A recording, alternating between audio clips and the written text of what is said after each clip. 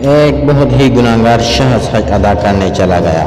وہاں کعبہ کا غلاف پکڑ کر بولا، الہی، اس گھر کی زیارت کو حج کہتے ہیں اور کلمہ حج میں 2 حرف ہیں، ہی سے تیرا حکم اور جیم سے میرے جرم مراد ہے، تو اپنے حکم سے میرے جرم معاف فرما دے۔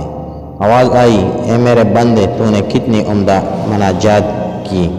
پھر کہو، وہ دوبارہ نئے انداز سے یوں پکارتا ہے، اے میرے بخشنے ہار، اے غفار، تیری مغفرت کا دریا گناہگاروں کی مغفرت و بخشش کے لیے پرجوش ہے، اور تیری رحمت کا خزانہ ہر سواری کے لیے کھلا ہے۔ الہی، اس گھر کی زیارت کو حج کہتے ہیں اور حج 2 حرف پر مشتمل ہے، ہے اور جیم۔ ہے سے میری حاجت اور جیم سے تیرا جود و کرم ہے، تو اپنے جود و کرم سے اس مسکین کی حاجت پوری فرما دے۔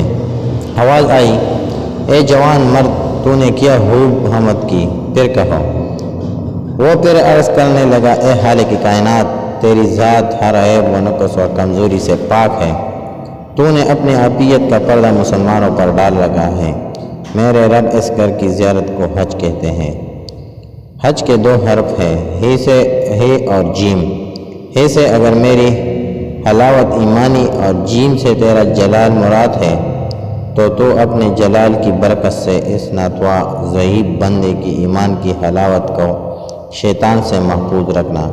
آواز آئی، اے میرے مخلص ترین عاشق و صادق بندے، تو نے میرے حکم، میرے جود و کرم اور میرے جلال کی توسل سے جو کچھ طلب کیا تجھے عطا فرمایا۔ ہمارا تو کام ہی مانگنے والوں کا دامن بھر دینا ہے، مگر بات تو یہ ہے کہ کوئی مانگے تو صحیح، کسی کو مانگنے کا سلیقہ تو آتا ہے۔